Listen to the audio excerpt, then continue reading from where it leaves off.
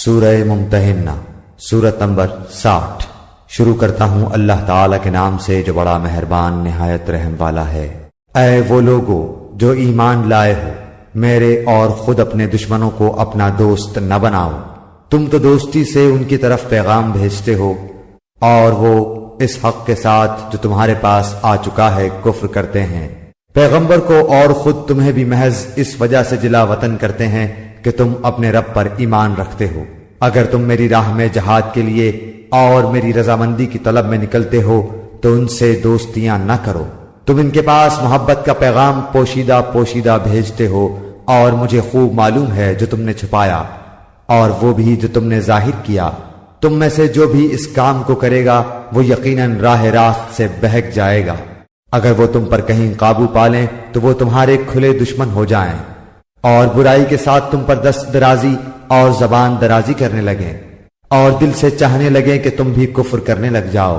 تمہاری قرابتیں، رشتہ داریاں اور اولاد تمہیں قیامت کے دن کام نہ آئیں گی۔ اللہ تعالیٰ تمہارے درمیان فیصلہ کر دے گا اور جو کچھ تم کر رہے ہو اسے اللہ خوب دیکھ رہا ہے۔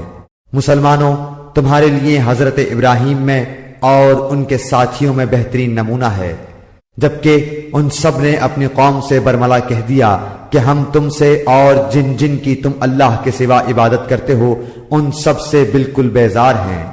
ہم تمہارے عقائد کے منکر ہیں، جب تک تم اللہ کی وحدانیت پر ایمان نہ لاؤ ہم میں تم میں ہمیشہ کے لیے بغض و عداوت ظاہر ہو گئی۔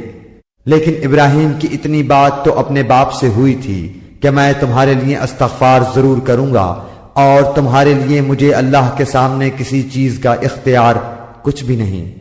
اے ہمارے پروردگار، تجھی پر ہم نے بھروسہ کیا ہے اور تیری ہی طرف رجوع کرتے ہیں اور تیری ہی طرف لوٹنا ہے۔ اے ہمارے رب، تو ہمیں کافروں کی آزمائش میں نہ ڈال اور اے ہمارے پالنے والے ہماری خطاؤں کو بخش دے، بے شک تو ہی غالب حکمت والا ہے۔ یقیناً تمہارے لیے ان میں اچھا نمونہ اور عمدہ پیروی ہے، خاص کر ہر اس شخص کے لیے جو اللہ کی اور قیامت کے دن کی ملاقات کی امید رکھتا ہو، اور اگر کوئی روگردانی کرے تو اللہ تعالیٰ بالکل بے نیاز ہے اور سزاوار حمد و ثنا ہے۔ کیا عجب کہ ان قریب ہی اللہ تعالیٰ تم میں اور تمہارے دشمنوں میں محبت پیدا کر دے۔ اللہ کو سب قدرتیں ہیں اور اللہ بڑا غفور و رحیم ہے۔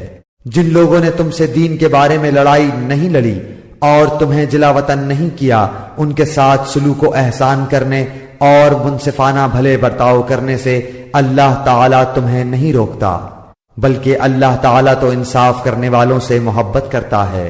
اللہ تعالیٰ تمہیں صرف ان لوگوں کی محبت سے روکتا ہے جنہوں نے تم سے دین کے بارے میں لڑائیاں لڑیں اور تمہیں دیس نکالے دیے اور دیس نکالا دینے والوں کی مدد کی۔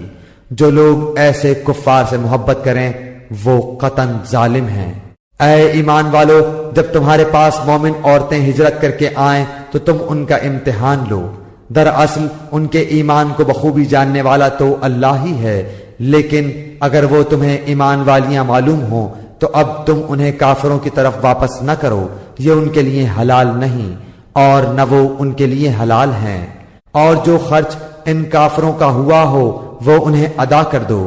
ان عورتوں کو ان کے مہر دے کر ان سے نکاح کر لینے میں تم پر کوئی گناہ نہیں، اور کافر عورتوں کی ناموس اپنے قبضے میں نہ رکھو، اور جو کچھ تم نے خرچ کیا ہو مانگ لو، اور جو کچھ ان کافروں نے خرچ کیا ہو وہ بھی مانگ لیں۔ یہ اللہ کا فیصلہ ہے جو تمہارے درمیان کر رہا ہے۔ اللہ تعالیٰ بڑے علم اور حکمت والا ہے۔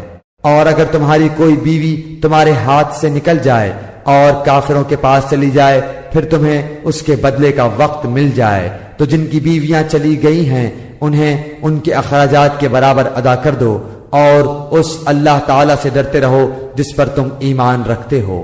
اے پیغمبر، جب مسلمان عورتیں آپ سے ان باتوں پر بیعت کرنے آئیں کہ وہ اللہ کے ساتھ کسی کو شریک نہ کریں گی، چوری نہ کریں گی، زناکاری نہ کریں گی، اپنی اولاد کو نہ مار ڈالیں گی اور کوئی ایسا بہتان نہ باندھیں گی جو خود اپنے ہاتھوں پیروں کے سامنے گھڑ لیں، اور کسی نیک کام میں تیری بے حکمی نہ کریں گی، تو آپ ان سے بیعت کر لیا کریں اور ان کے لیے اللہ سے مغفرت طلب کریں، بے شک اللہ تعالی بخشنے اور معاف کرنے والا ہے۔